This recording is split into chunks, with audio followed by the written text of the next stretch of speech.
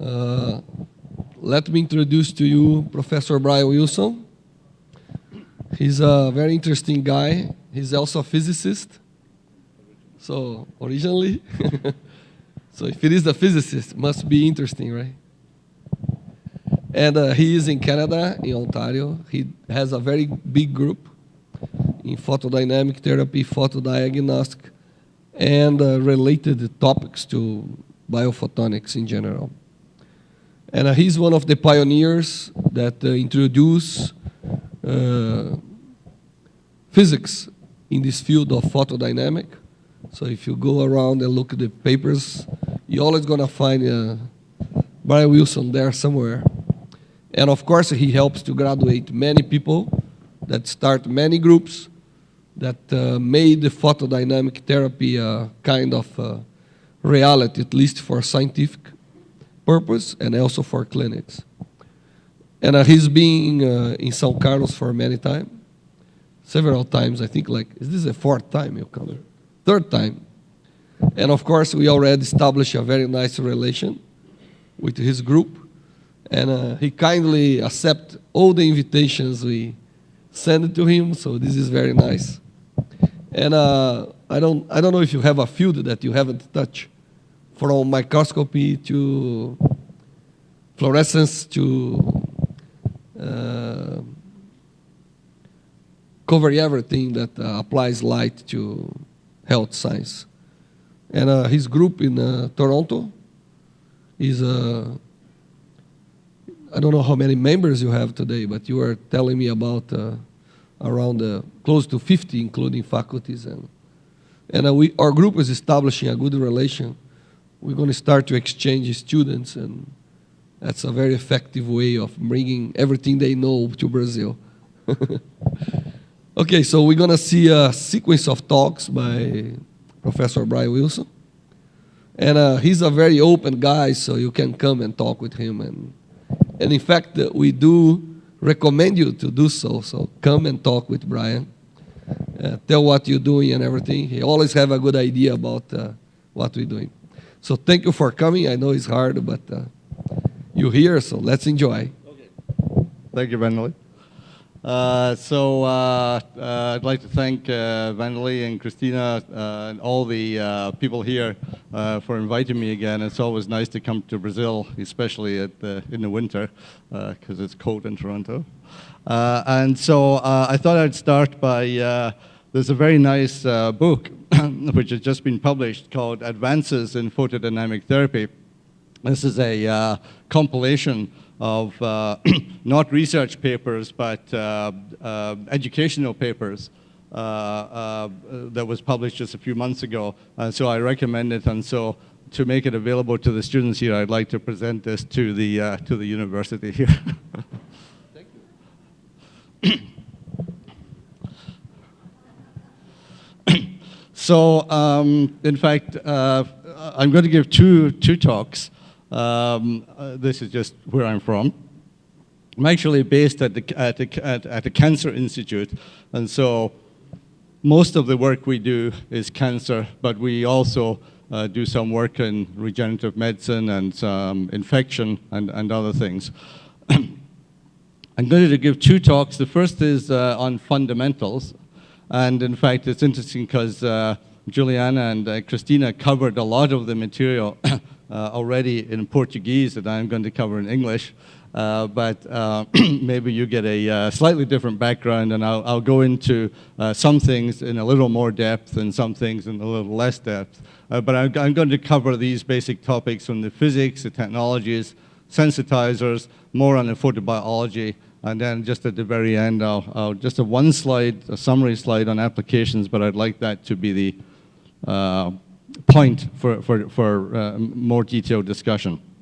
And then tomorrow, I'm going to talk about new strategies in PDT, but also in photodiagnostics. And those new strategies will be also based on either the physics and technology, new methods of activating the drugs and new technologies to do that, some new ways of doing the photochemistry, not just using not just using conventional photosensitizers, different approaches to the photobiology to try to cause effects that are not simply cell kill, some new applications. And then if I have time tomorrow, I would perhaps like to talk a little about one aspect of optical diagnostics, which is to do with early cancer detection in the GI tract, not because that is a subject which everyone here is interested in, but more because it illustrates some of the problems and challenges in this area of optical diagnostics. So let me just start with a little history. The use of artificial light in medicine is now over 100 years old. This is a slide from 1895 of Finsen in Denmark. Finsen was a pioneer in the use of light in medicine. In fact, he was one of the first Nobel Prize winners. So one of the earliest Nobel Prizes in medicine was for photomedicine, which is a very nice aspect. And this year, the latest Nobel Prize in chemistry is for photochemistry. It's for green fluorescent proteins. So this subject keeps coming up again at a very high level.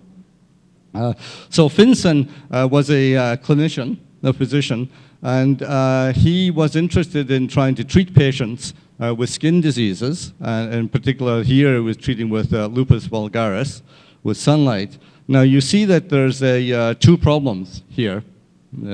It's obvious from the photograph. The one problem is that in Denmark, there is not very much sunlight, unlike Brazil. And the second point is that in 1895, the patients were not allowed to take their clothes off. So you had to do sunlight treatment somehow only on the bits of the body that people were allowed to expose in 1895. So this was interesting, but difficult. And so Finsen actually developed the first artificial light source for photomedicine, which was this gigantic arc lamp. You see the patient here. This is the lady, she's sitting down, and this is an arm. She's holding out an arm. So you see this huge light to try to treat that. So this is very interesting. It won Finsen the Nobel Prize for medicine, but it really was not a practical technology. PDT itself, photodynamic therapy, is also over 100 years old.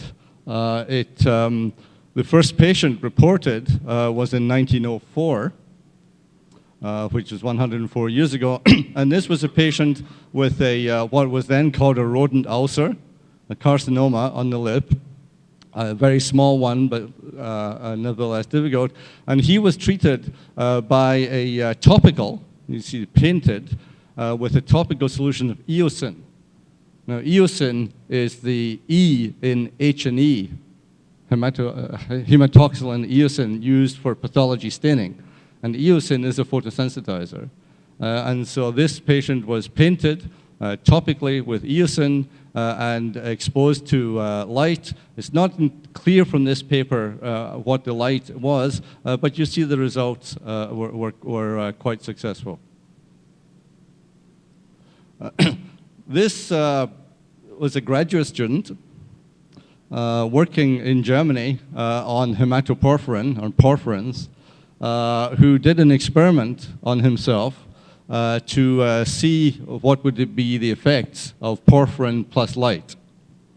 And so he injected himself with hematoporphyrin and exposed himself to sunlight, and this was the result. So there are three things you learn from this. First thing is light plus photosensitizers have a biological effect. The second is that 100 years ago, graduate students did much more exciting experiments that graduate students do now. And the third point you learn is that 100 years ago, graduate students were really stupid. because to do this to yourself is just crazy. Anyway, he was fine. The whole field of photomedicine really disappeared for 70 years. From that early activity at the beginning of the 20th century, it disappeared really until the 70s. And its first reappearance was a type of photodynamic therapy, although it's not properly PDT, but was PUVA, which is very well known to dermatologists. It stands for psoralen, which is the drug activated by ultraviolet A, UVA. And this is for treating psoriasis or vitiligo. And here you see a patient with psoriasis on the knee prior to treatment and then after treatment. And here's a case of vitiligo before and after treatment. This can be done either by having the patient in a whole body, if it's extensive psoriasis, or locally. So the treatment is with ultraviolet in the presence of a drug. This is the drug, the 8-methoxypsoralen, the psoralen. And what happens here is that when light is absorbed by the psoralen molecule, it changes shape so that it is able to intercalate, to integrate into the DNA molecule in the cells. And when that molecule, that foreign molecule, is inside the DNA is unable to divide. And so the cells are not able to replicate. And psoriasis, this condition of psoriasis, is a disease of abnormal proliferation. The cells are simply proliferating too rapidly. And so this is a very successful treatment that's used very widely. And of course, the principle here is that you have to use a wavelength of light that is absorbed by this particular molecule. And so this particular molecule is activated best in the UVA part of the spectrum. In the late 1970s, PDT reappeared clinically with two technology developments. The first was the development of an effective photosensitizer, hematoporphyrin derivative, similar to what you have heard about as photogam. And the second was the development of lasers plus optical fibers to give light delivery anywhere in the body. It's interesting, if you look at the history of hematoporphyrin derivative, this was not originally developed as a PDT agent. This was developed because people in the 1960s tried to use hematoporphyrin for tumor localization by fluorescence, so photodiagnostics. The properties of pure hematoporphyrin are not very good. In particular, the biodistribution is not very good, and therefore people try to modify hematoporphyrin to make it better localized in tumor, and that was done by an acidification procedure which resulted in hematoporphyrin derivative, which is a very complex compound, as is photogam. There are many, many components in it, a very complex compound, but it had better tumor localizing properties. Only after HPD was developed for fluorescence diagnostics did people in the US, in Buffalo, try it for therapy, for photodynamic therapy. And it was interesting, Tom Doherty, who was the pioneer of this field, tells the story that when he thought of this idea and he applied to the NIH for grant money to develop it, the review came back rejected with one statement, and the statement was, everyone knows that light does not go through tissue. This will not work. Okay. So he took a picture of a red laser on tissue, sent it back, and they gave them the money. And that's how this whole field started again in terms of the research. So I want to start at the most fundamental level with the basic law of photobiology. This applies to PDT, to PUVA, to low-level therapy that you heard about yesterday, any light-based technique where you're trying to cause a biological effect. The fundamental law here is that you have to absorb energy. Something has to absorb energy. If there's no energy absorption, you cannot produce a biological effect. And so, in a schematic way, the photon is absorbed by some biomolecule. In the case of PDT, of course, this molecule is administered to the patient. It's not a natural molecule. You have an energy absorption step, and this step must happen. That's the photophysics of the process. The molecule undergoes some changes, which is really the photochemistry. That altered molecule then interacts with the biological system, producing intermediate steps in the photobiology, leading eventually to the biological effects. So this is a multiple step process to get an eventual biological effect. It's not too surprising, therefore, because this is multiple step, it's quite difficult to make this all work optimally. And depending on the biological effect you want, you may have to change either the light or the biomolecule. So with PDT, although sensitizers such as Photogam seem to be useful for many different applications, no single photosensitizer is useful for all applications. That basic law of photobiology is illustrated by the very common experience of sun tanning and sunburning. So there's two different biological effects. If you try to produce tanning or try to produce sunburn by different wavelengths of light, you find, in fact, that the action spectrum for erythema, for sunburn, is completely different action spectrum for tanning. So this means that the basic photobiology, photochemistry here is different from the photochemistry here. And in this case, of course, the energy absorption is by natural molecules of the tissues. Okay, you know by now that the basic principle of PDT is to administer the photosensitizer. You heard it can be systemic or topical. You wait for it to accumulate in the target cells. You apply the light. You get photochemistry. You get toxic, cytotoxic, singlet oxygen, which kills or alters cells or tissues.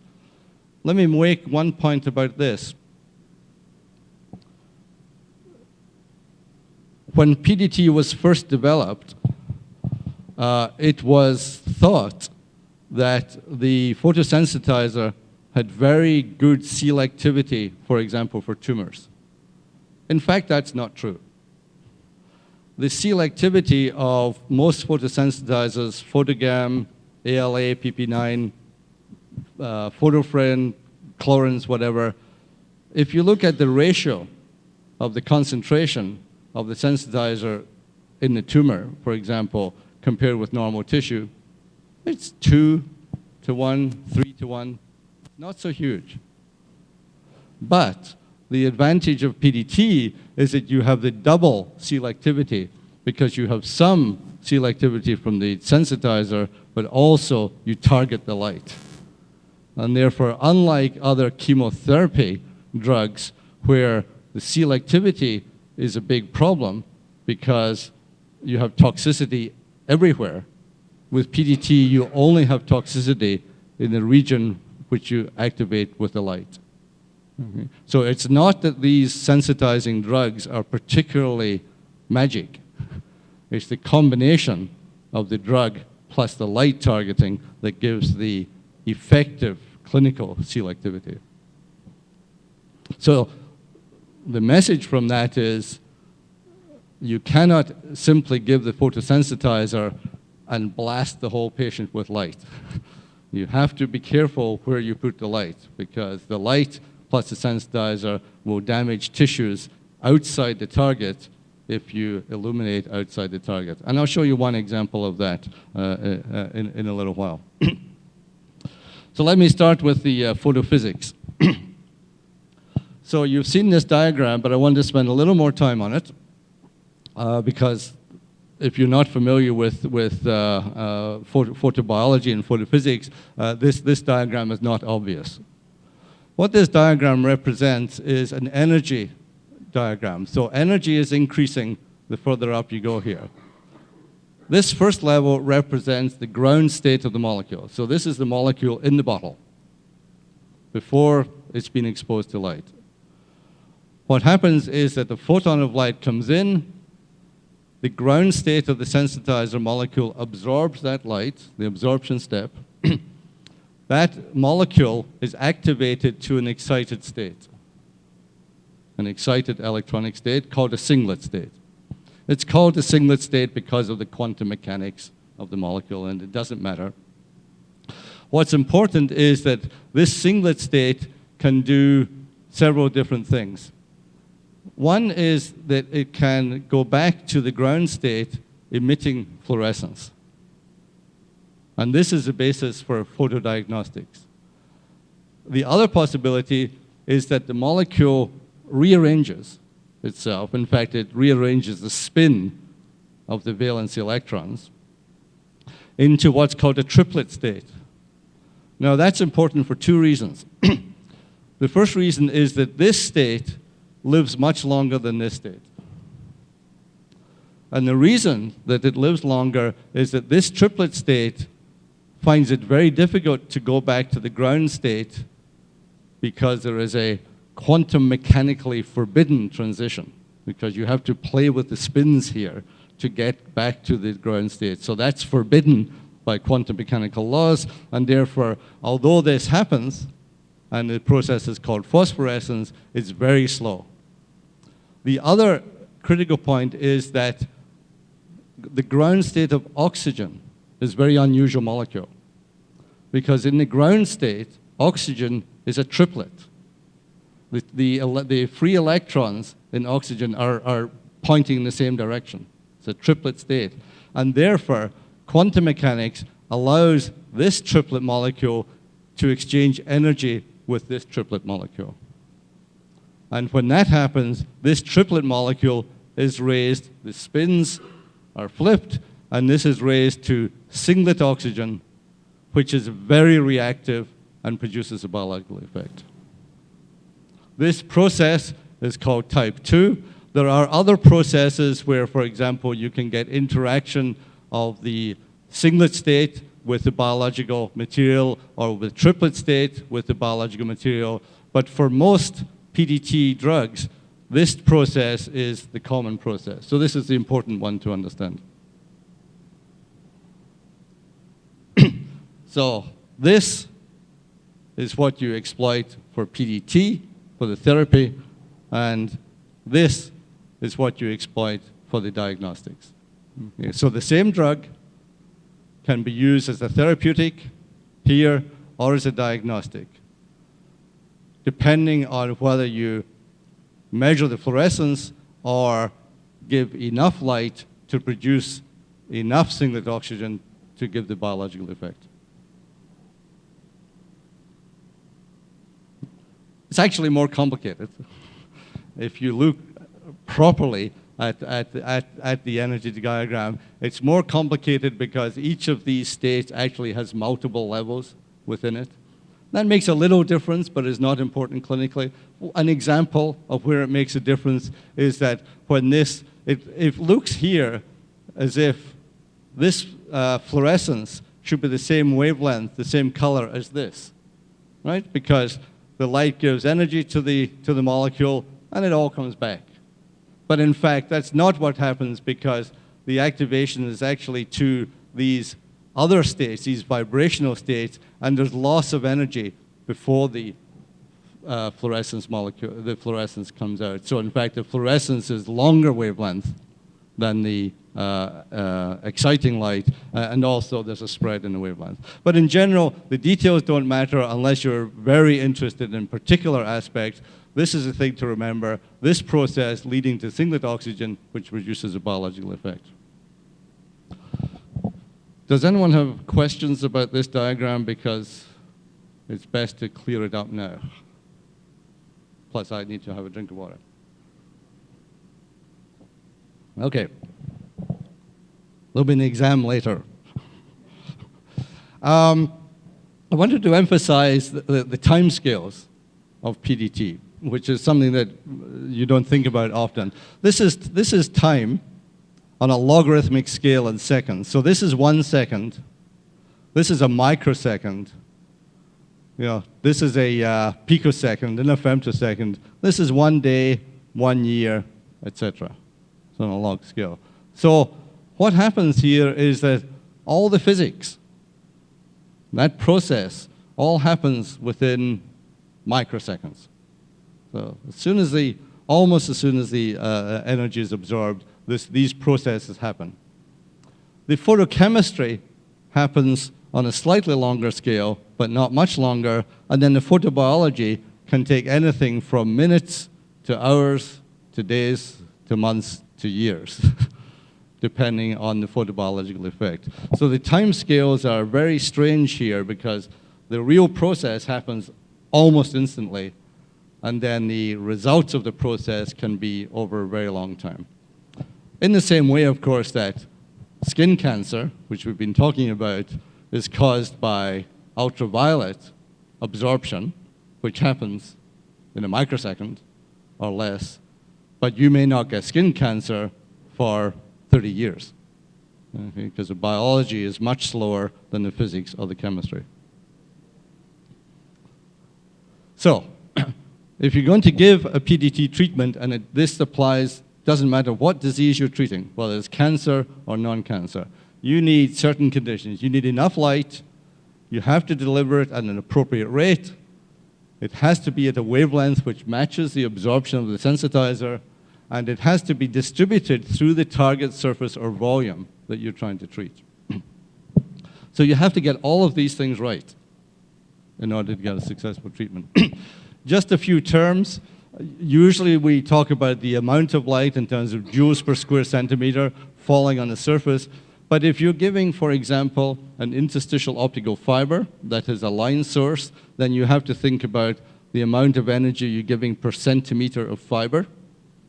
And if you're giving a fiber that has a cut end, so it's a point, it's really just the amount of energy coming out of that point that matters. So you have to rearrange your thinking a little depending on how you're delivering the light.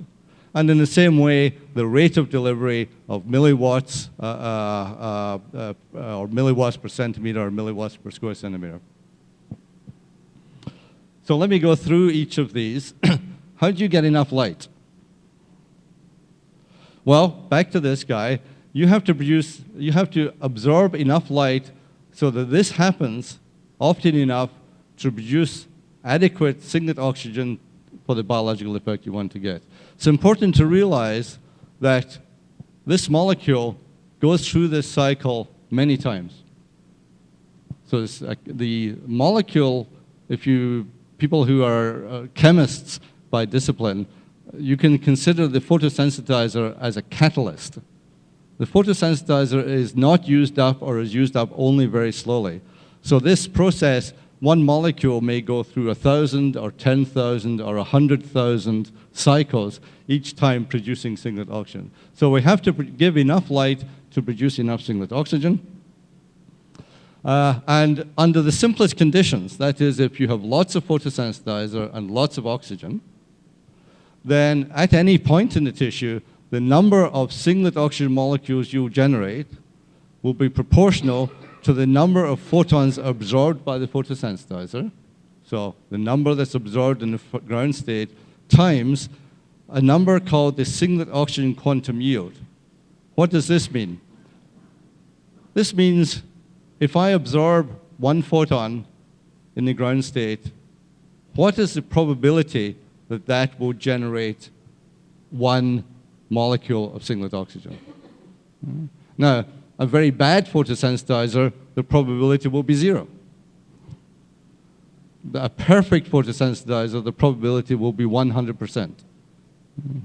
So you obviously want to have a high oxygen yield, otherwise you waste most of the light. And that's a lot to do with the design of the sensitizer molecule. What does this depend on? What does the number of photons absorbed by the sensitizer depend on? It depends on the local fluence, the total amount of energy, light energy you're putting in, times the concentration of the sensitizer, times the extinction coefficient, the absorption at the treatment wavelength. So now this point depends on the light, but it also depends on the photosensitizer. And it depends on the absorption of the photosensitizer at the wavelength that you're using. As I said, this value here can range from 0 to 1 depending on the sensitizer. And note in particular that singlet oxygen generation and fluorescence are competing processes. So if you have a photosensitizer that's extremely fluorescent, most of the deactivation will happen this way and not this way. So these are competing processes. You cannot have a perfect singlet oxygen generator and a perfect fluorescent molecule at the same time. So in most cases, you want lots of singlet oxygen and a little fluorescence is enough. So ideally, 0.9, 0.95. You don't need a lot of fluorescence to get a signal. So, in fact, most photosensitizers are in the range of perhaps 0.5 to 0.7, rather than being extremely good. I want to point here that this idea is at any point in the tissue.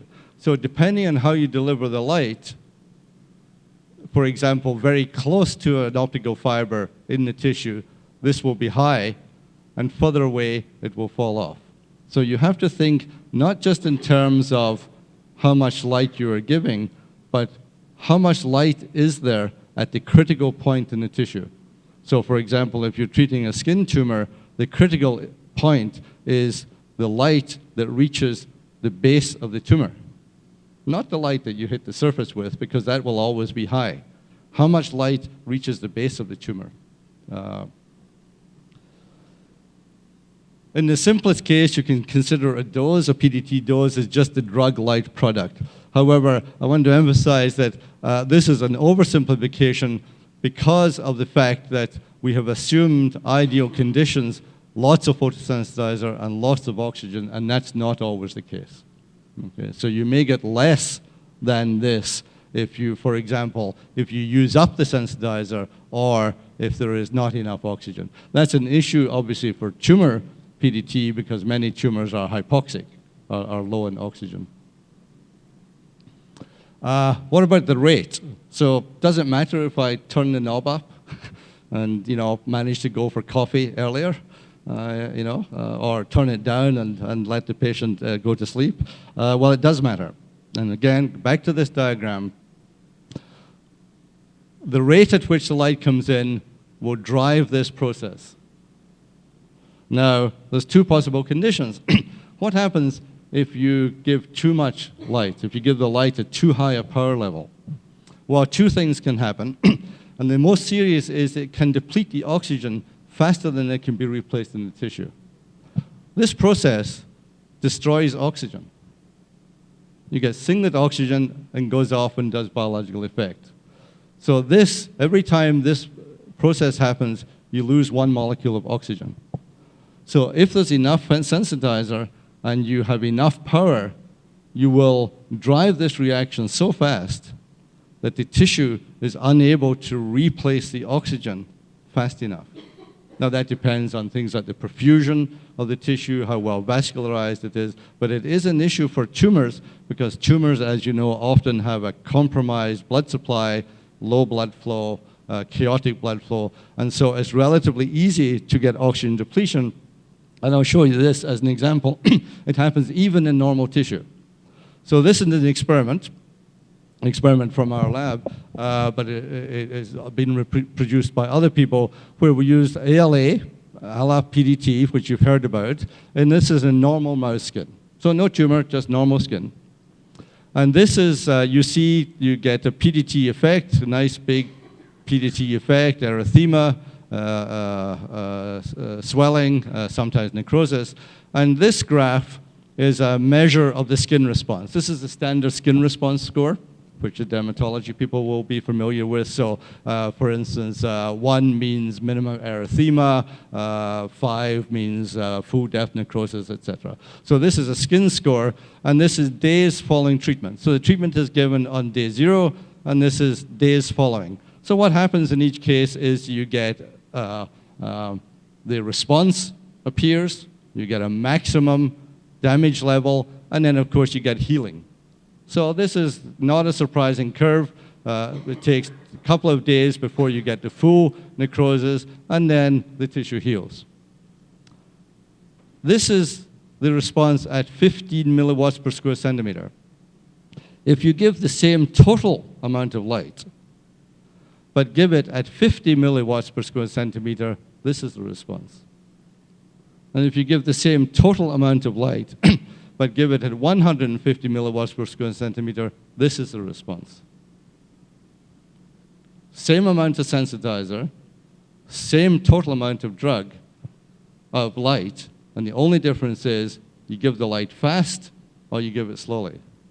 So what's happening here is that if you give the light slowly, so this treatment takes 10 times as long as this treatment. So you give the light slowly, the skin has lots of time to reoxygenate. If you give it fast, the skin cannot reoxygenate. Therefore, there's simply no oxygen for this process to happen. So most of your light is wasted. So this is the situation where you take time to give the treatment. This is the situation where it's 6 o'clock at night and you want to go home for dinner, and so you decide to do the treatment quickly, and you find, in fact, you get a very poor effect. So it is important for any given type of disease to get all these conditions right. The other reason that if you use a too high effluence rate is that you can cause tissue heating. You know that light is energy. We said that the energy is being absorbed. It's being absorbed not just by the sensitizer, but by all the other molecules in the tissue. And so if you give more than about 200 milliwatts per square centimeter, you will start to feel heat. You can do the experiment in a lab or with your clinical laser yourself. Turn off the laser so you get 200 milliwatts per square centimeter. Maybe you can feel it. Turn it up a little more. You start to feel hot, okay, because of the energy absorbed by your tissue. This might be a good thing, because some studies have shown that if you heat the tissue to about 42 degrees, that's a hyperthermia, you can get an enhanced PDT effect. And this is perhaps due to increased oxygenation, because as you know, if you stand in front of a fire, you get red, because you increase the blood flow to the tissue. And so you get an enhanced oxygenation and an enhanced PDT effect. If you go above this, you start to do thermal damage to the tissue, and you lose the selectivity. Okay, so if you're going to give PDT at 500 milliwatts per square centimeter, you might as well not give the photosensitizer. You're doing phototherapy, you're not doing photodynamic therapy. 200 is a rule of thumb. You may be able to give more or less, but as a rule of thumb, that's about right. What happens if it's too low? Well, of course, if it's too low, the treatment time becomes impractical. It just takes too long to give the treatment. That does not, as far as we know, have any biological effect unless you go to very low fluence rates. And now we have to be below milliwatts per square centimeter. And if you go to very low effects, you can get cell repair, which can actually counteract the killing effect. But you have to go to very low doses to get that. So generally, this is not an issue. Other than this is not an issue, it's just the treatment time may become impractical. But the moral of this slide is, don't be tempted to do PDT too fast. Give the tissue time to reoxygenate so that the effect is maximum. So the next thing is choosing a wavelength to match the photosensitizer absorption. So here's the absorption versus wavelength for a number of sensitizers, photofrin or photogam. You see here, you saw this curve already. It has a big peak. This is blue, and this is red, and this is getting into near infrared. Now, you see that photofrin, or hematoporphyrin derivative, has only very low absorption in the red part of the spectrum. There are other photosensitizers, for example, MTHPC, which is known as Phoscan, or phthalocyanines, which have very large absorptions in the red and near-infrared part of the spectrum. Generally, you want to match the sensitizer, match the light to the highest sensitizer absorption peak, because you want the biggest activation of the drug. Except if you need to get the highest light penetration in the tissue. So for example, if I said this, match the light to the highest photosensitizer, then for photogam, you would use blue light. But you would not use blue light with photogam because blue light has very limited penetration in tissue. So with photogam, you're forced to use this longest wavelength peak, which in order to get penetration, but this is a small peak. So it's intrinsically not a very efficient sensitizer. Or the other possibility is there are some conditions under which you may wish to limit the light penetration and deliberately use the blue part of the spectrum. And that, for example, is a case of blue light PDT for superficial dermatology reasons. Finally, the spatial distribution throughout the target surface or volume. This is one of the most complicated issues in PDT. How do you get the light? You're going to put the light into the tissue. How do you get the light distribution to match the target? Okay. Now, in many cases, if you have, say, a skin lesion, this is fairly straightforward. You know, you just have to cover the lesion, maybe with a little margin for some extra spread of the lesion. You have to be concerned about getting the depth right, etc. But when you go into doing solid lesions, this becomes much more challenging. As I say, generally you use longer wavelength light in order to get the deepest penetration. Not only does red light, and this is because of the hemoglobin absorption, so at short wavelengths there's large hemoglobin absorption. You can't go to very long wavelengths. You can't go much above 800 because if you do, you start to get absorption by water. And so generally in this region of 650 to about 850 is the best to use, unless you want very low penetration. There's one other advantage of using longer wavelength. You see here, this is images of light of different colors going through a tumor. And as you go up in wavelength from blue to green, yellow to red, into the near infrared, you see not only do you get better penetration, but also you lose the blood vessels. You can no longer visualize the blood vessels because the hemoglobin absorption becomes relatively unimportant.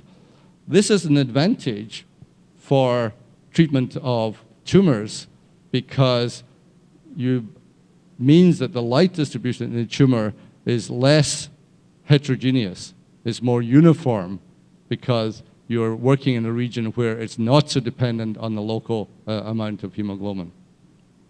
So generally long wavelength is good, which is why there's been a lot of effort to develop long wavelength sensitizers. The geometry of the light delivery, with optical fibers now you can basically choose how you want to distribute the light. You can do superficial treatment, interstitial treatment using single fibers or multiple fibers. You can do endoscopic treatment. the endoscopic treatment can be superficial, or it can be interstitial. And the endoscopic treatment can be over a large area using cylindrical sources. You can do whole surface, intracavitary.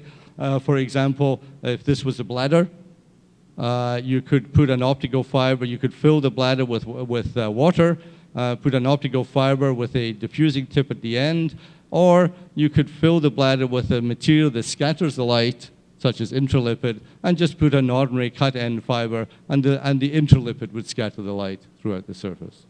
Okay, so lots of different geometries for how to deliver the light. And this just shows, this was a case of treating prostate in the dog. And in this experiment, we used both surface illumination. Here you see a fiber delivering light onto a surface. And then here you see fibers that are actually implanted into the tissue. You already saw the idea of esophageal treatment where you put an applicator, maybe a balloon, maybe not a balloon, into the esophagus in order to treat a length of the esophagus. And here's an example of whole surface intracavitary. This is in brain tumor where the treatment is given after the tumor is resected. So you have a bulk tumor in the brain, the surgeon takes it out, but we know that there is always tumor left behind because 100% of these patients recur. 100% of patients with a late-stage gliomas recur locally because the surgeon cannot remove all the tumor. And therefore, one can go in afterwards and basically fill the whole of the surgical cavity with light in order to get selective killing of the remaining tumor.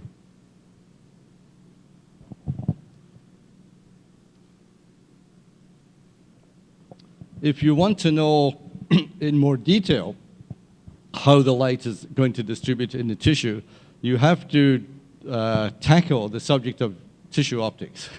You have to know about how light will actually propagate, transmit through tissue. And this is a challenging topic in which there's still a lot of work being done. Essentially, what you have to think about is that each of these photons coming onto the tissue independently does its own thing. Right? The photon does not know about the other photons. It's just doing its own thing, bouncing around, highly scattering in the tissue. Sometimes the photon is absorbed and you get a PDT reaction at that point. And sometimes the light just comes straight back out of the tissue. You see here, all the light that you're seeing is doing nothing, is coming back out of the tissue after multiple scattering. There are techniques, computer simulation techniques known as Monte Carlo simulation, where if you know the optical absorption and the optical scattering properties of the tissue, you can calculate how the light will be distributed. And you can thereby calculate what would be the effective distribution of the light in the target. For the physics people here, you can do this by a more elegant analytic technique known as diffusion theory, which is this algebra. This just tells you that light behaves in a diffusive way, the same way as if you take the nice analogy is take a bottle of milk and take a drop of ink and drop the ink into the milk. And you see the ink all diffuses through and eventually becomes diffused. In the same way, put light into tissue, it all becomes diffused. And you can describe that algebraically or mathematically using this formalism that includes the absorption and the scattering properties of the tissue. And it's difficult to solve this equation under real conditions. And so what people now do is you get a computer to solve it for them. We're all so lazy. We can't. 100 years ago, a mathematician would have sat for a month working out the equation, but now we just get the computer to do it. And it's, again, for the computer people here, this is done by finite element. You break the tissue up into little regions, and you solve this equation for each of those little regions, and you can calculate how the light's distributed. And this, for example, is a prostate. This is a cross-section of the prostate. Here's the prostate outline. This is the rectum. And in this case, 2 optical fibers were placed into the prostate. And we used this sort of calculation to calculate how would the light be distributed in the prostate. And you can use that in an iterative way. You can do treatment planning in the same way as you do treatment planning for radiotherapy. In radiotherapy, this is what the physics department in the hospital does, is it calculates not how the light is distributed, but how the X-rays or how the electrons are distributed in the tissue. But it's an analogous process. The phototechnology, I'll go through this very quickly because you've already seen this morning. There are light sources, there are delivery devices, and the symmetry. One important point I want to make here is that, and I'll go to immediately, PDT takes a lot of light. Okay, you have to recognize that PDT is an intrinsically inefficient process. We think of it as a very good process, but actually it's a very inefficient process. So it takes a lot of light to activate PDT, which is why we need these sophisticated light sources and not just use a light bulb. And you can calculate, depending on whether you're doing surface or doing interstitial, and you may want to get a certain depth of treatment. For instance, this might be the base of the tumor. You can calculate how much light you might need under certain circumstances. I want to compare that with, for example, radiotherapy. You see here we're talking about joules of light, hundreds of joules of light per square centimeter or per cubic centimeter. If you go to radiotherapy, a radical dose of radiation is 50 grays. If you convert that, 1 gray is 1 joule per kilogram. If you convert that, that's 1/20th, 0.05 joules per cubic centimeter. That is orders of magnitude less energy than the energy you use with PDT light. Orders of magnitude less. The reason is that radiation targets the nucleus, the DNA, and therefore the DNA acts as a biological amplifier, whereas PDT does not normally affect DNA. It kills the cells directly, usually through cell membrane damage, and that's a much lower efficient process. On the other hand, the fact that PDT does not interact with DNA means, number one, you don't induce resistance. Number two, there's no mutagenic effect. And number three, you can repeat the treatment as often as you like. So the price you pay for having to have an engineer develop high-power lasers or light sources for you is the biological advantages of doing PDT versus the biological limitations of doing radiotherapy.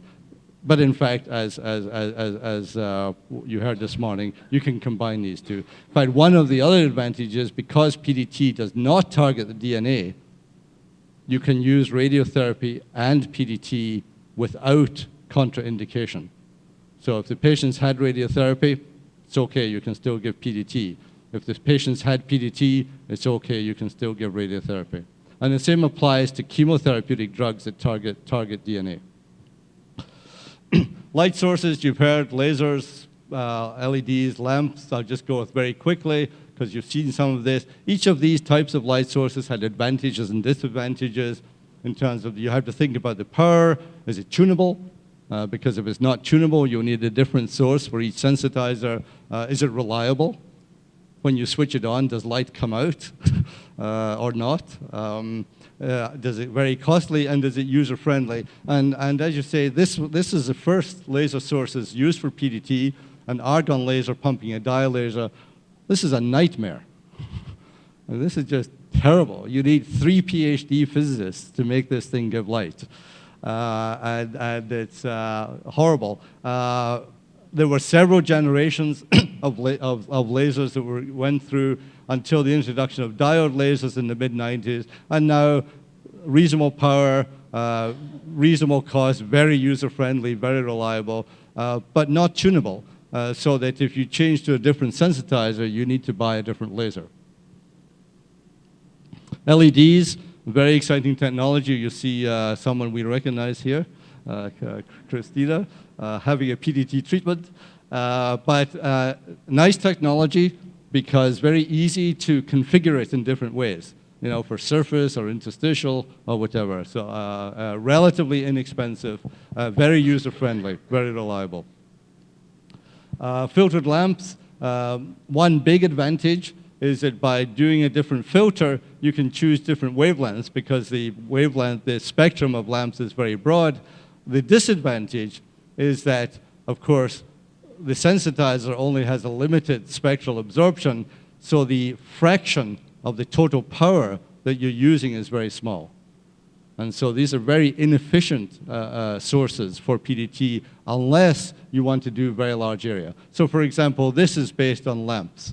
These are fluorescent lamps.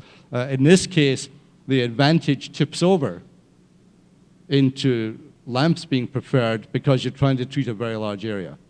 For anything smaller, this is not a very sensible technology. To use a lamp and filter it and deliver it in this way doesn't make much sense. It's much easier to use an LED to do this. So, some trade-offs. One point I want to make is that there is a difference between lasers and LEDs. An LED has a broad spectrum of light compared with a laser, which is a single wavelength. So if you look at the photosensitizer spectrum, drawn here in green, and you take a laser at the peak, you get the maximum utilization of the light. If you take an LED or a lamp, but an LED, it also has a spread in the spectrum. And therefore, the light at this wavelength is less likely to be absorbed by the photosensitizer. So for the same total amount of power, the LED sources are actually less efficient, less effective, photodynamically effective than a laser at the peak. And generally that number is about a factor of 2. So if you take a sensitizer with a peak wavelength, say at 670 nanometers, and you treat it with a 670 nanometer laser, and it requires 100 joules per square centimeter, if you use an LED centered at that wavelength, you probably need 200 joules per square centimeter. So it's important. You can't just switch photon for photon going from laser to LED. Light delivery. Very easy now with optical fibers. You need to couple the light from the source to the tissue. You have to match the light distribution, maximizing the light to the target, minimizing the light to the non-target. You want them to be safe, reliable, etc. We've seen those irradiation geometries, lots of flexibility. With fiber optic delivery, lasers are very good because you get very high efficiency of coupling into optical fibers. You can modify the optical fibers to have the shape of the light distribution that you want. And you can combine many optical fibers together to cover a large volume. So this is, for example, is treatment of a large glioma. This is from our own work in treating prostate, where we have multiple fibers in the prostate to try to cover the whole of the prostate tissue. And if I can get this video to run. And this is a reconstruction of this patient where the light blue is the prostate, the dark blue is regions of PDT kill, determined by MRI, and the green is the rectum. So 2 points to make here. You can use multiple fibers and very nicely cover a quite complex shaped organ, such as the prostate. You choose the length correctly and the spacing and so on. But the second point here is that even with fairly sophisticated treatment planning, in this patient, we caused a little damage to the rectum. There's a little light spillage here into the rectum, which is undesirable. And so it would be desirable, for example, even with light planning, it would be desirable if you were able to put a probe into the rectum and monitor the PDT effect as it was taking place so that you could avoid that. There were no clinical consequences of that, but it is a concern. We've seen balloon-type applicators. This shows them in the esophagus, in the brain. There was a probe developed a number of years ago for gynecologic PDT for endometriosis, which was like an umbrella that opened up when it was put into the canal. Or there was another form, which was a balloon. So lots of flexibility in designing these delivery systems. For intraocular PDT, it's to be normal to use a diode laser fiber coupled to a fundus camera, because then you can image the area to be treated and then target the area. The symmetry and treatment monitoring, you've heard a little about this. It's complicated, unfortunately, because you have three components to deal with: the light, the sensitizer, and the oxygen, and these are interdependent and can change during treatment. In most treatments to date, you know the administered light, the administered sensitizer dose, and the treatment time.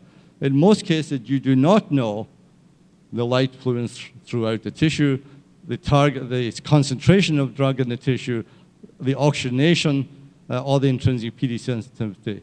So there's a bit of empirical, clinical dose finding in trying to optimize PDT. And it's difficult to optimize absolutely in individual patients. Do these factors matter? Well, I just show these graphs to show that they do. This is in an animal model. This is percent tumor regression versus light dose, and you see it does make a difference. If you are down here, you get a very small probability of tumor control. If you're up here, you get a very high probability. This is the same thing, but plotted at energy for different doses of photosensitizer. And here is a situation where a tissue that's well oxygenated has a PDT-induced necrosis. Here's the same tissue without oxygen, and nothing happens. So you need all three factors to be present and right. How do you optimize then? Well, you can use standard administered doses and population-based optimization, the way you do standard clinical trials, for example, of chemotherapy. You just try lots of ranges and you look at the parameters that give you the best population average. You can try to use individualized dosimetry measurements, or you can try to monitor the target and the adjacent normal tissue, and this, or a combination, and you can do this monitoring either by radiological imaging or by optical spectroscopy or optical imaging. So let me just demonstrate that, and there's a recent review of all this material that we published this year, if you're interested in more details on how to do this. This is an example of light dosimetry. So here we are in the operating theater giving PDT for prostate.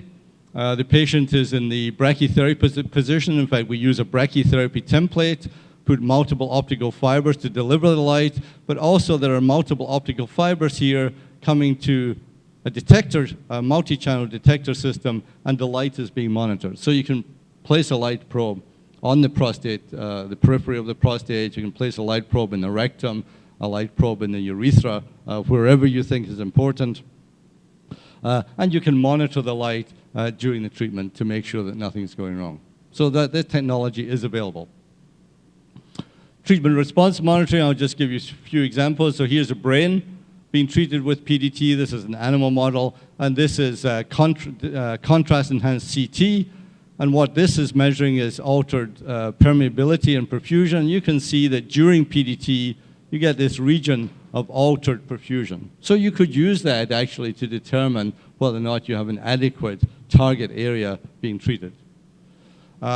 Here's an example of laser Doppler flow imaging. So here you have a lesion on the skin. You look at the blood flow using this technique known as laser Doppler, and you see that, in fact, following the treatment, you get shutdown of the vasculature.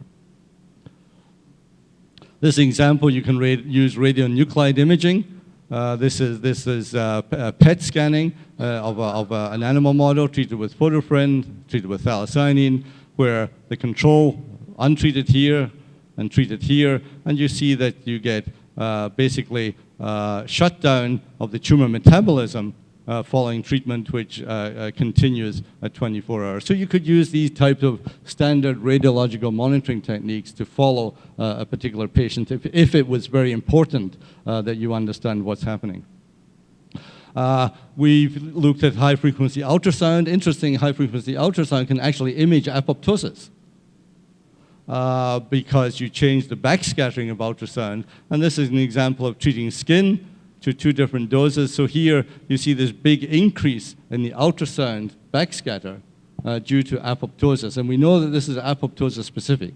It does not happen if the tissue dies by necrosis. And here's an example in brain, and you see the treated area of apoptosis, and you can do histology using this apoptosis stain and show that there's an exact correspondence.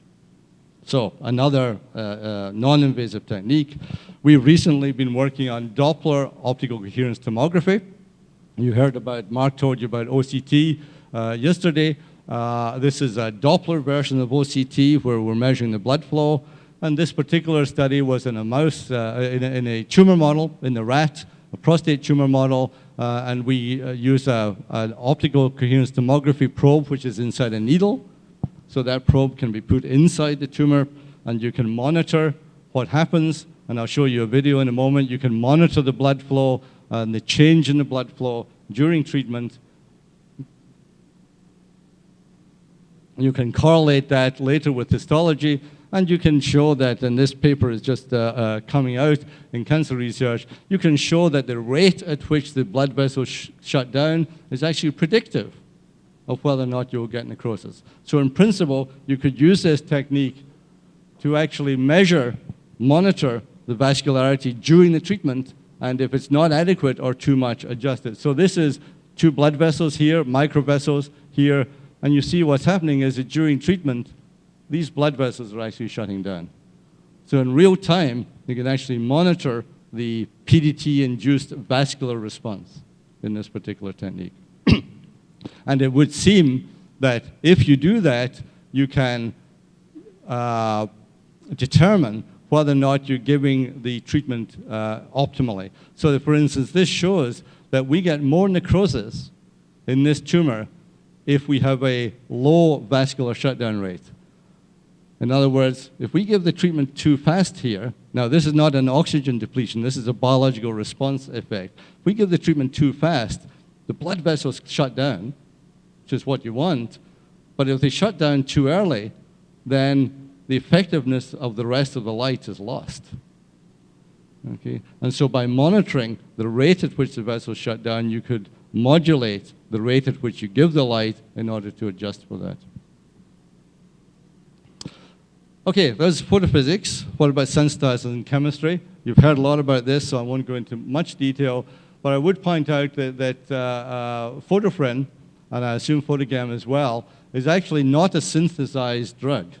It's actually derived from blood because it's a heme-like molecule. It's a complex mixture of many porphyrins.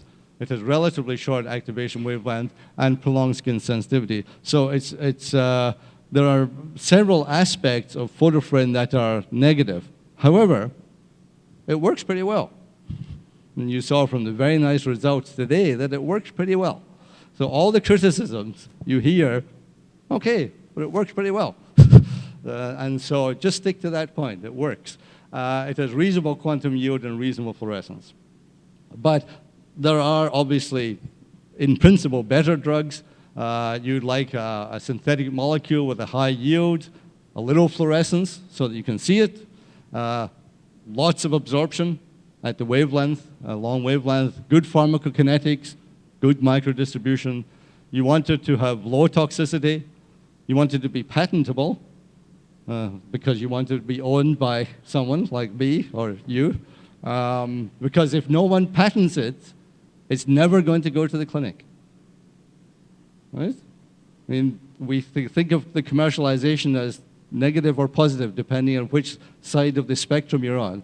But if nobody patents the drug, all the light sources, the patients never get it, because it never gets past clinical trials. So somebody has to patent. A high purity, easy to manufacture, inexpensive, and then depending on the application, how it's administered. You heard about ALA, topical application. Very easy way to use a drug. There are lots of second-generation photosensitizers. This is just a list. The details don't matter, but you see they have different wavelengths of activation and produced by different companies. They have different names, and they're based on different molecular structures. This is not a complete list. There are many, many preclinical photosensitizers, so there's a large choice. The ones that are outlined here are the ones that have been approved by some government somewhere in the world. And my computer has decided to hang.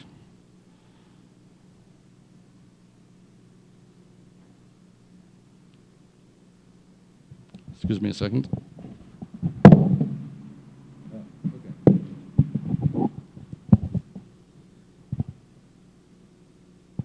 It's amazing how much money Bill Gates has made when his programs don't work often. Anyway, so there are lots of different classes of drugs, and this just shows a number of them. They're mostly these big ring structures, because these have absorption at long wavelengths, but there are some others. This, for example, myrcene 540, was used extensively for bone marrow purging, for autologous bone marrow transplant, and very nice trials have been done with this. ALA, you heard about, is part of this whole complex heme biosynthesis pathway. Produces very nice targeted localization, because you depend not just on how the drug distributes, but you depend on the capacity of the tissue to synthesize the protoporphyrin IX. And so that gives you an extra level of selectivity. This is demonstrated, for example, in the cells here. This is using ALA to generate PP9, which is produced in the mitochondria. And this is just, if you give the PP9 as a drug itself, you get a completely different biodistribution, even at the cellular level. And maybe at lunchtime, we can discuss this, if people are interested. This story is very connected with a very interesting, complex story of porphyria and Count Dracula and werewolves and King George and why the United States is an independent country and so on. There's a very fascinating story about that, which we can discuss offline.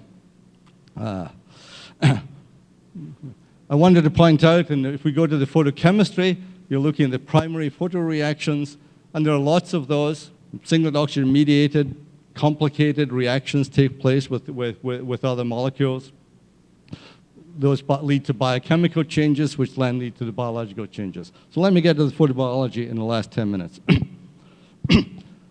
Sensitizers activated, exchanges energy with oxygen, produces a singlet state, and the biological effects. The biological effects can be, at the cellular level, can be necrosis or apoptosis. What is the difference? This is murder, this is assisted suicide. Okay, that's important. It's not just a joke, but it's important because assisted suicide means that the cell brings about its own death, and therefore it does not induce an inflammatory reaction. So for instance, I'll show you tomorrow in the brain, that's very important, because if you produce an inflammatory reaction, you get secondary damage from the inflammation. So if you kill cells by apoptosis, it does not regulate, it does not generate an inflammatory reaction. There's a third cellular mechanism, autophagy, which has recently been discussed in the context of PDT. It's another type of assisted suicide. It's not clear if this is very important, but you may come across this in the literature. There are vascular effects, and one thing that has not been talked about, I think, are immunological effects. So let's just see some of these effects, first of all, at the cellular level. So this is a layer of endothelial cells treated with PDT, and you see that actually during the treatment, even while the light is on, you start to get these cells reacting, curling up, lifting off the basement membrane, spreading apart. Now imagine that those were endothelial cells lining a blood vessel. The effect would be that the cells would spread apart, they would expose the basement membrane of the blood vessel and induce sites for thrombosis. And I'll show you tomorrow, it's direct evidence of that happening. You can produce survival curves.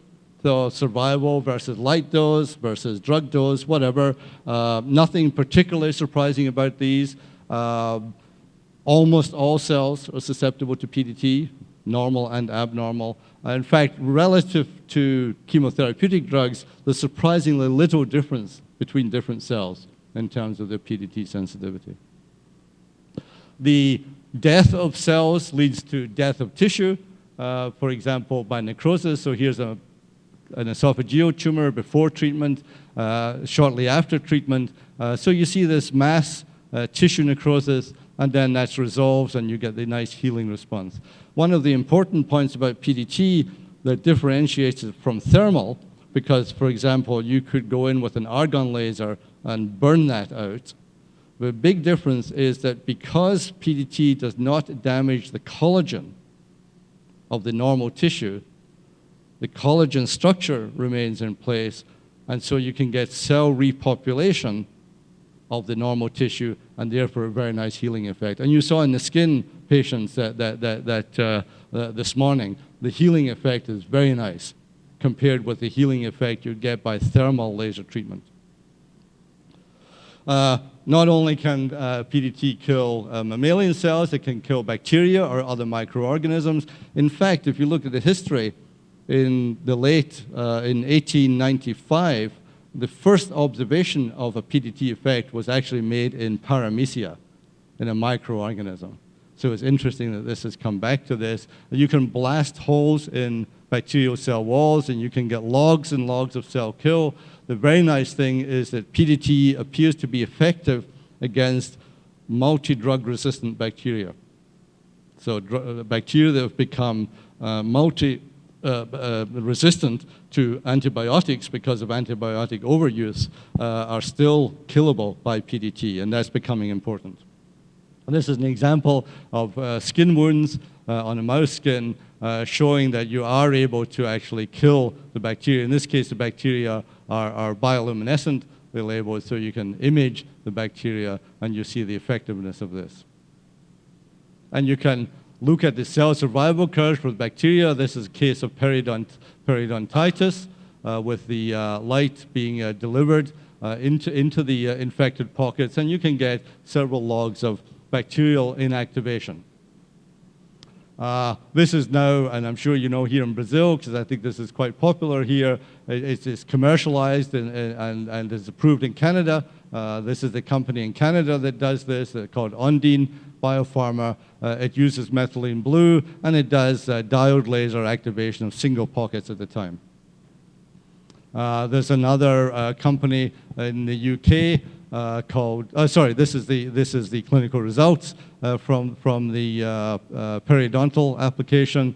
Another company, Denfotex, in the UK, is doing this for endodontics. Similar idea, you basically give the light treatment in order to kill the bacteria. There is a challenge with bacteria, is that you have to get the sensitizer to penetrate through the bacterial cell wall, and of course, bacterial cell walls are much more difficult to penetrate than mammalian cells, especially gram-negative, and therefore a lot of the work has been to find sensitizers that will easily intercalate into bacterial cell walls.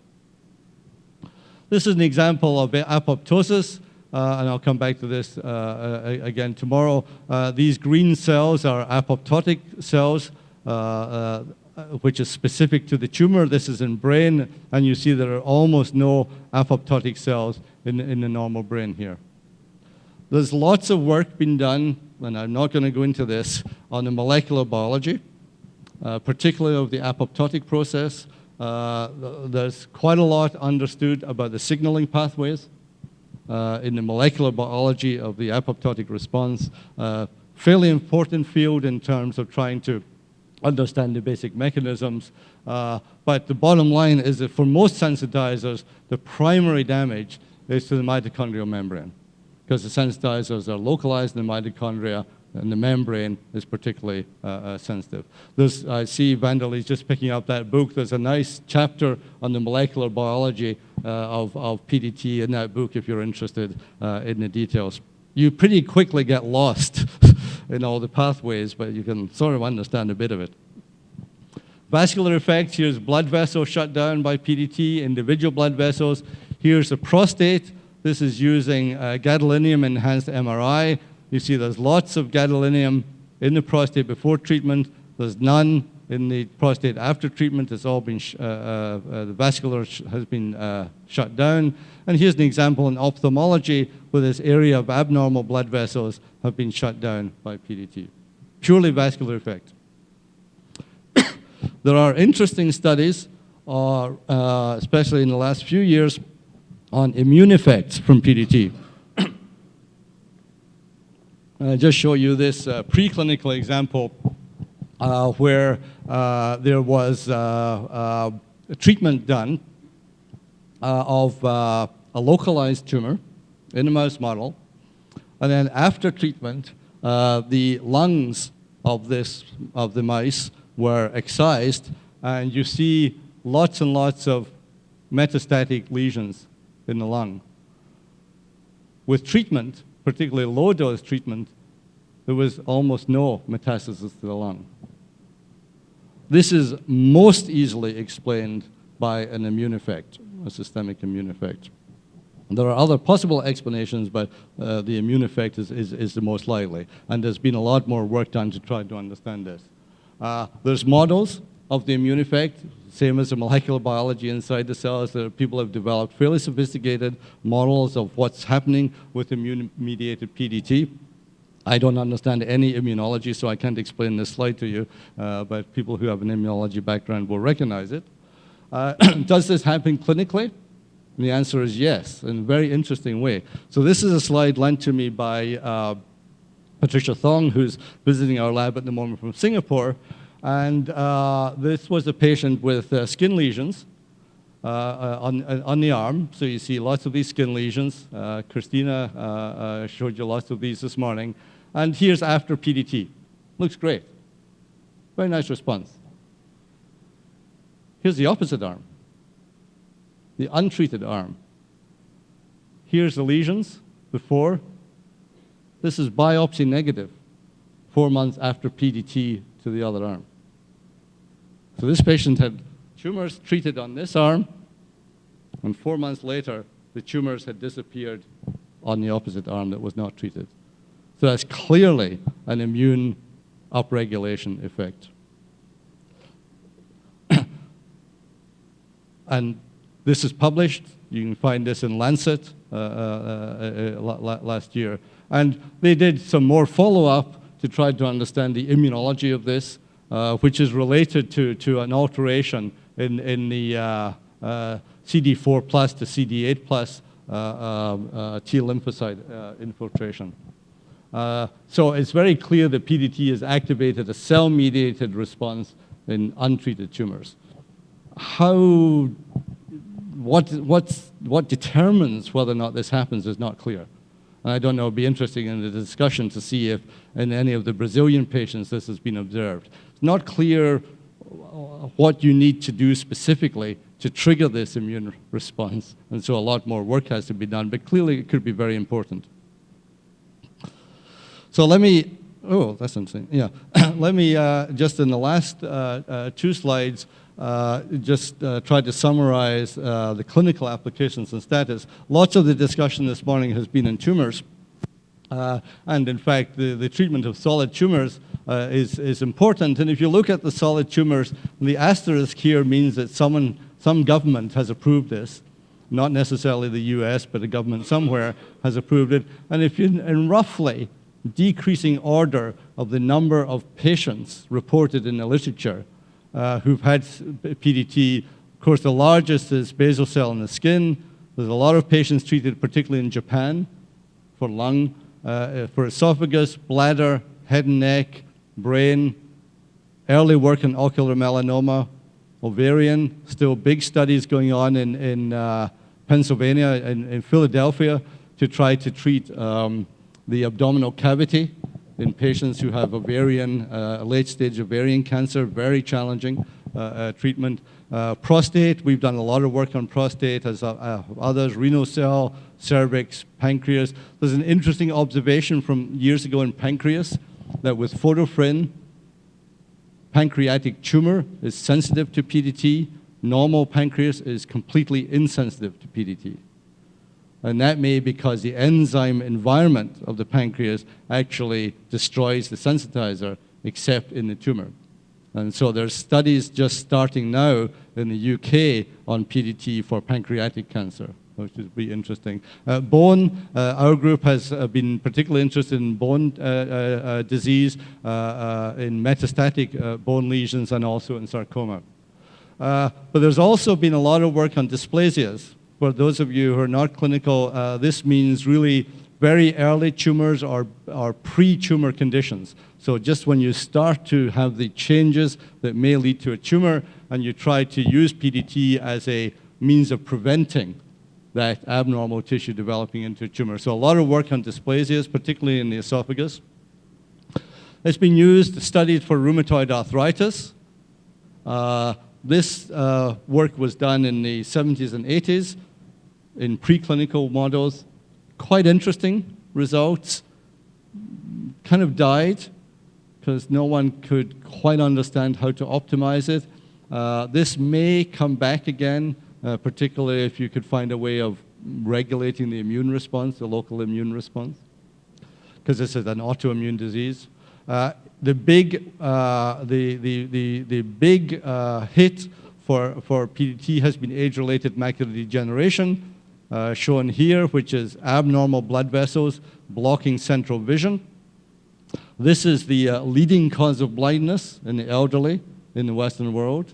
Most of us who go blind, God forbid, but some of us will go blind because of this. And I'll talk about this more tomorrow, but it is possible to use PDT, and in fact, over 2 million patients worldwide have received this treatment. It's now being competed by drug-based treatments, but combination therapy is likely to end up. Lots of work on cosmesis, everything from wrinkle removal to hair removal. Psoriasis, interesting work on psoriasis. You might say, why do you need to use PDT for psoriasis? Because PUVA works so well. It does work very well, but one of the disadvantages of PUVA is that it causes skin cancer. You're using UV, and it actually, so there's a significant increase in skin cancer in patients who receive PUVA. It's possible to use PDT, which uses visible light and is therefore not mutagenic, to treat psoriasis, and there's work going on that. Endometrial ablation, I showed you the probes for that. That was popular about 10 years ago. It seems to have disappeared for the time being.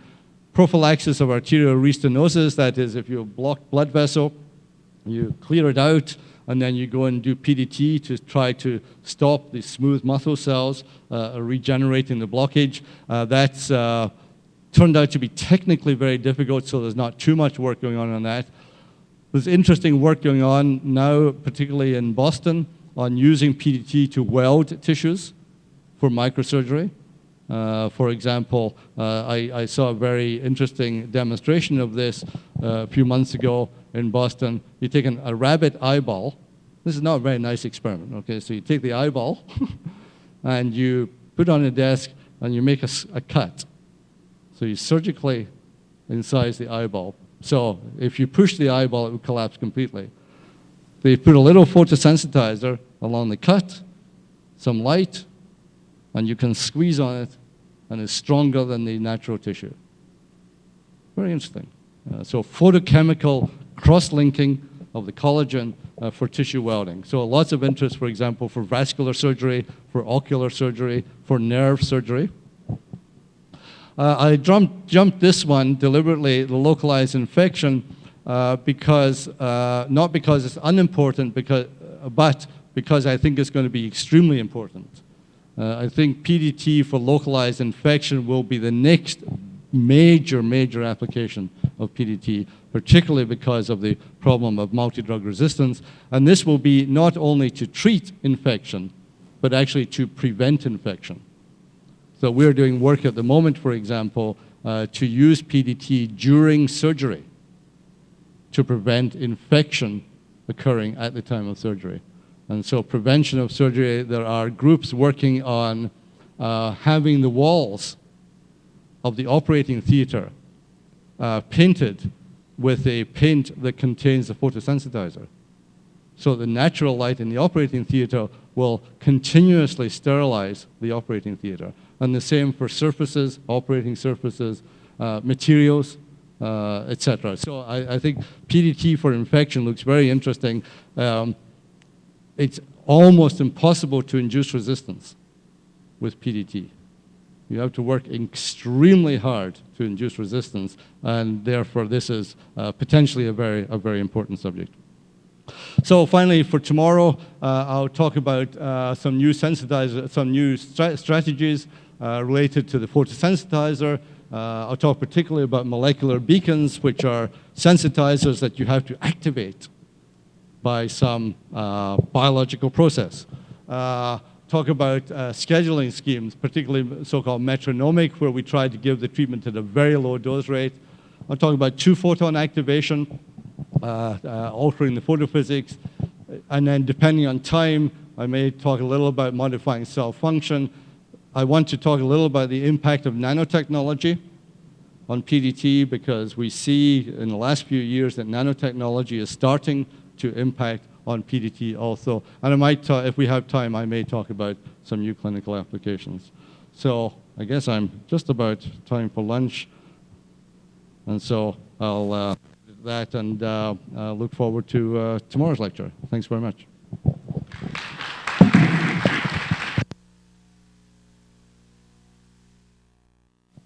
Questions? Suggestions? Have you put tissue targeting molecules to your photosynthesizer? The question was, have we put tissue targeting molecules onto the sensitizer? And I'll show some data tomorrow. So people have used antibodies, peptides, aptamers, etc. Yeah, so the answer is yes. It has not, to my knowledge, reached the stage of being used clinically anywhere, because there's always problems with these targeting. But certainly that is I think a pretty promising area, and we'll talk about it a little tomorrow. Yeah, one of the challenges is the chemistry. Yeah, because you have to link two things together. Say an antibody and the sensitizer, and the sensitizer must not interfere with the targeting of the antibody, and the antibody must not suppress the photophysics of the sensitizer. So it's a little difficult to do it, but it is possible. I actually personally think there's a better strategy than targeting, which is molecular beacons, which I'll talk about tomorrow. Professor, Yeah, when you were saying about the fluence rates for PDT, and you were showing us that the higher fluence rates, you have depletion of oxygen, but you said about something about if you stand during the time of the illumination, you have more time to reoxygenation or something like that. But how about the gradients that are established with the light illumination when you have the lesion illumination? It is not going to interfere with this depletion and reoxygenation? I don't know if you got it. I don't quite understand. Try me again.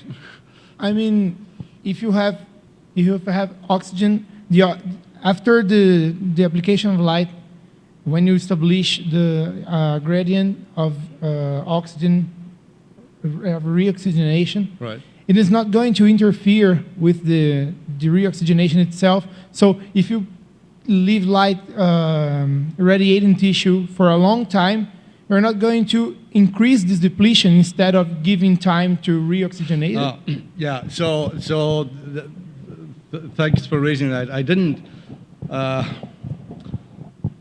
if you combine a couple of pieces, a couple of ideas in what I talked about, there's two ways in which you can get oxygen decrease in the tissue during treatment. I mean, one is you just drive that chemistry too hard, and you deplete the oxygen because you're turning it all into singlet oxygen. But the other, you saw the closure of those blood vessels, you know, in the movie. You saw the blood vessel shutting down, so the tissue there is going to be low in oxygen because there's no more blood supply. So you have to kind of get both of those right, and but so I showed you with the graph where we had the blood vessel shutdown.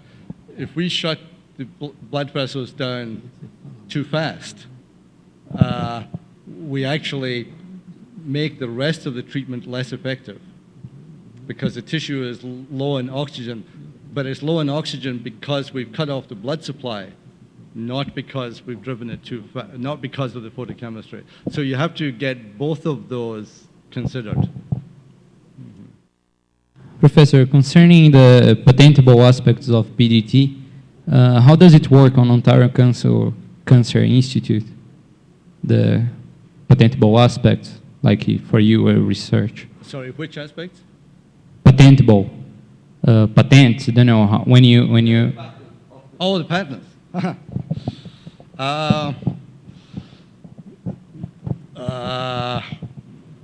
You invent something and you patent it. The things that are patentable in PDT are obviously the drug, the sensitizer. So generally it's the chemists who get the patents on the photosensitizer. There are some patents on, to talk to the question here, there are some patents on the targeting. So you might patent an antibody sensitizer conjugate. There are patents on the light sources.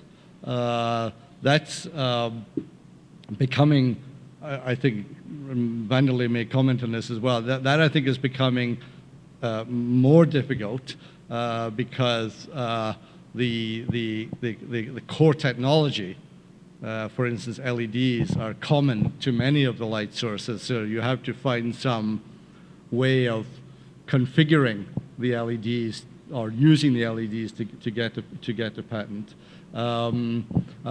There's certainly patents on the optical fiber delivery systems, on some of the dosimetry systems.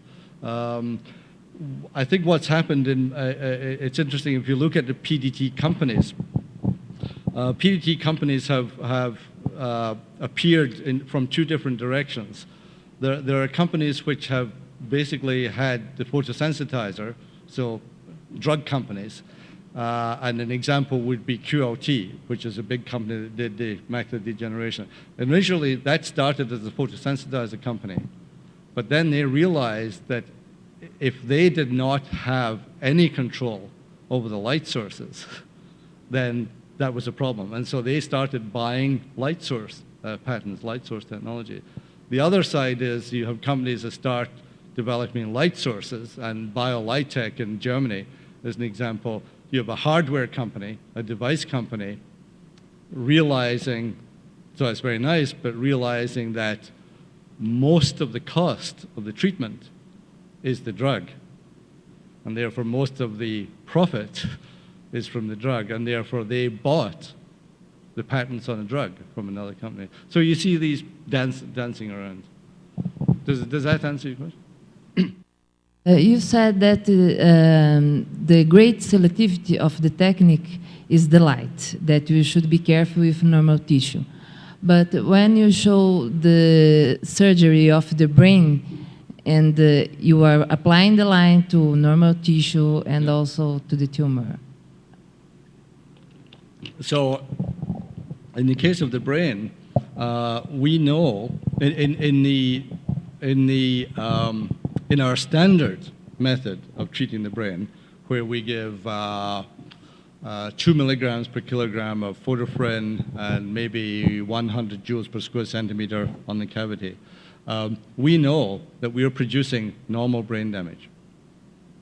We know that on radiology, but we also know it because there's a significant increase in the intracranial pressure after treatment, which is caused by edema of the normal brain. So there's a balance here. If you, the group in Melbourne, Australia, Andrew Kay, has done PDT.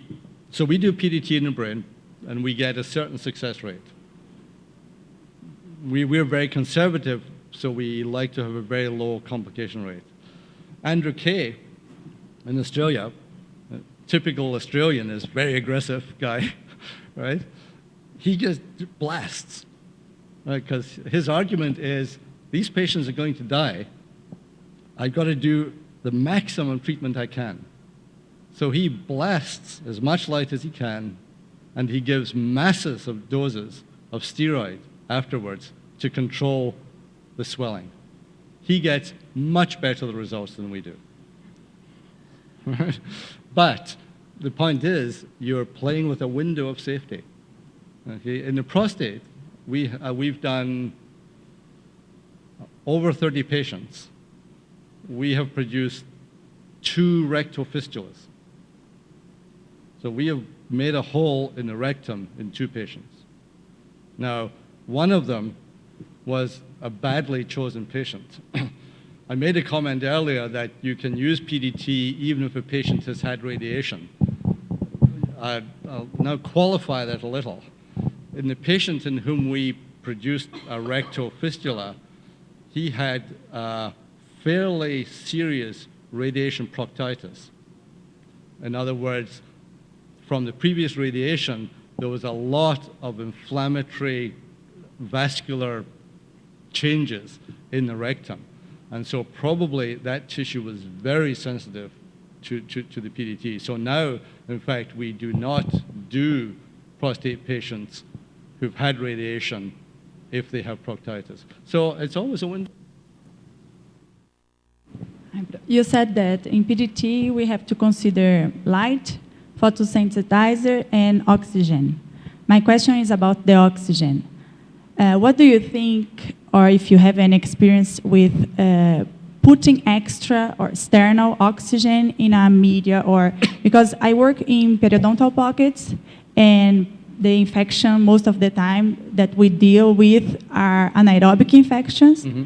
Then I would like to know if you have some suggestion or experience putting extra oxygen in the... Yeah, it's a very interesting question. We are literally this week in my lab, I hope, doing experiments to see if flowing oxygen over bacteria on tissue during PDT will increase the bacterial kill. I think maybe it will. There have been studies done on tumors, which are often low in oxygen, to try to increase the oxygenation. Two different techniques. One is to use hyperbaric oxygen, which the patient is in a high pressure oxygen chamber. That doesn't work. That does not work. And the reason is it's complicated to do with the vascular response. If you put a patient in the hyperbaric oxygen, the tissue actually reacts in such a way as to counteract the oxygenation. It works for certain conditions, but for tumor it does not work. What does work in tumor is to give hyperoxygenation. In other words, you have the patient breathe either pure oxygen or 95% oxygen, which is carbogen. And so if you breathe carbogen during treatment, at least in deep-seated tumors which may be hypoxic, you get a better response. So probably most of the patients who are receiving PDT during surgical procedure are receiving high oxygen, so you're probably getting the maximum response. But I think in the periodontal, the possibility to oxygenate the pockets is a good idea. I don't know how much better it will be. Maybe in a few weeks I can tell you, but I think the idea is a good one. Yeah. I mean, also there is also some evidence that anaerobic bacteria are less sensitive to PDT than aerobic bacteria. So again, you might be able to change the balance there. I worry about the late effects of PDT, especially in esophagus, and how to avoid the stenosis in the esophagus by the light and or any drugs that you could take. So the esophagus is a real issue, as you say. So as people may know, PDT using photofrim is approved in the US, I'm not sure here, for treatment of patients with high-grade dysplasia in Barrett's. That means patients who have a pre-malignant lesion, pre-malignant area inside the esophagus, and the esophagus has chronic inflammation due to stomach reflux. So that is an approved therapy because it was shown to a very good efficacy in destroying the Barrett's tissue and the dysplasia. However, as you point out, with photoprin, the problem is that there is some damage to the muscular layer of the esophagus below the mucosa. The disease is confined to the mucosa, so you'd like to only treat the mucosa. So there's some damage to the underlying muscle, and you get closure of the esophagus, which has to be opened several times. Unfortunately, with photoprin, it doesn't seem to be possible to get around that problem. People have tried, for example, using green light, which is less penetration, but it still doesn't work. So for Barrett's in the esophagus, photoprin is actually too potent. Now, you could play a little with the dose. You could pull back on the dose and see if you could get just a bit more selectivity, but I think it is a big challenge. We did a lot of work with ALA because of the possibility to target, just a mucosal surface. ALA is not potent enough. Right? It's like Goldilocks. It's too hot or too cold. It's not quite right. So we have not had good enough response with ALA, and we get too much response with photoprin. So I think in the longer term, probably you need a different photosensitizer. One with better mucosal targeting. I don't know what that's going to be. I think in the North American experience, most of the when PDT was first approved for Barrett's, there was a lot of enthusiasm. I think because of the stricture problem, the enthusiasm has gone down, and people are going more to using endoscopic mucosal resection. But that, of course, also has stricture problems. So I think, it's a bit like how aggressive you want to be. I mean, the stricture you can deal with, but it is an effect. The problem with ALA, one of the other problems is that there are observations that if you do not fully ablate the mucosa, you get re-epithelialization. So the normal mucosa grows over, and there's at least one patient in the literature in which there was a non-visible squamous cell carcinoma developed underneath the normal mucosa. So there's a bit of a concern. You really have to get all the mucosal surface off. Otherwise, you have a slight risk of undetected tumor regrowing underneath the new mucosa. Sensitizers structure, they look like metal chelators, and sometimes they probably have a metal sitting there. How important is the metal sitting there as far as the PDT? So the metal or absence of metal is very important. I mean, for a given tetrapyral structure, for example, you can have a molecule that's a very good sensitizer, and you change to a different metal, and it doesn't work at all.